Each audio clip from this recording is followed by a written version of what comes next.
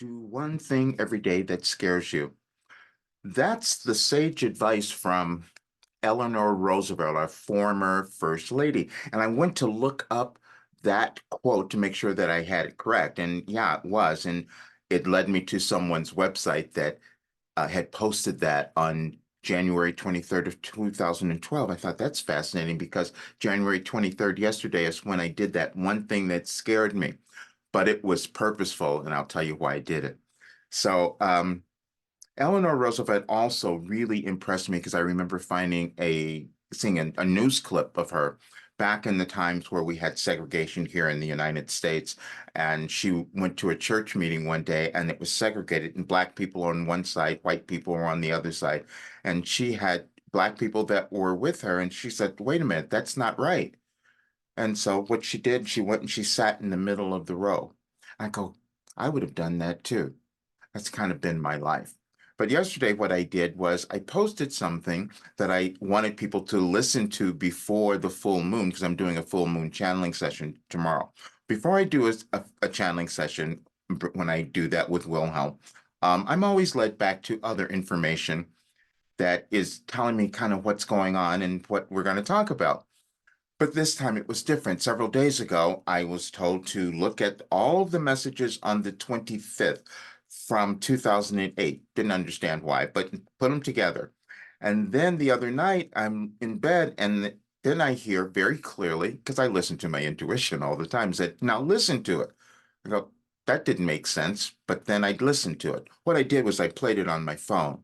And I'm listening to the messages, and it was saying, "We've given you information so you understand your progression, so you understand how you evolve in consciousness, how you understand how over time, over linear time, you evolve in your consciousness, and so does your world. And you're coming up to a new place now, so maybe you should be aware." And I thought, wow, that was really interesting. And so I wanted to put it out there, but I didn't have a way of getting it done. But I said, I just want people to hear this. But it sounds terrible. The voice on it is really horrible. But what started happening was when I listened to it, I wasn't hearing a human voice, but I was hearing information. Because then I got out of my way.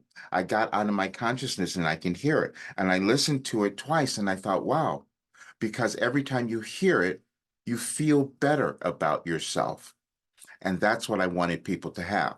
Now, I will probably get it done, get it redone at some point and put it out there. But I had to talk about how this happened because, see, it didn't make sense to me either that I had received this information in this way and not using linear time. And I couldn't understand that, but that's what happened. I couldn't understand how I created all this work, and I couldn't understand how I healed my life either. And we can't understand what's happening in our world, except I do know that if we start to understand, we'll create a better one. And that is the purpose of the channeling session tomorrow. So if you listen to the recording, try to get over the horrible voice. Maybe it'll be redone someday, but I wanted to explain it because, see, I wouldn't have read the messages either. That's the other reason. Because someone, if I would have sat down, and the video is about 15 minutes, but if I were to sit down and read it, that would have been a little uncomfortable because there's so many times that I'm called out,